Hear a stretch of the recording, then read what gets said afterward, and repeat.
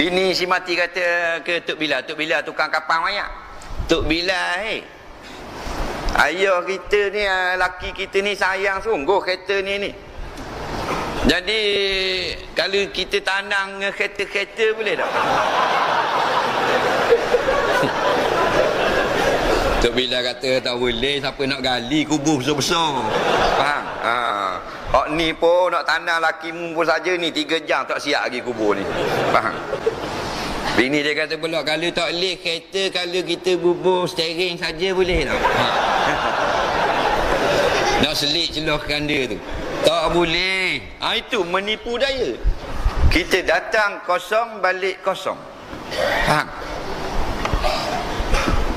Balik kosong lagi. Kain kapang kain kapang. Orang usung sini pakai usung kanda ke pakai bubur atas forklift?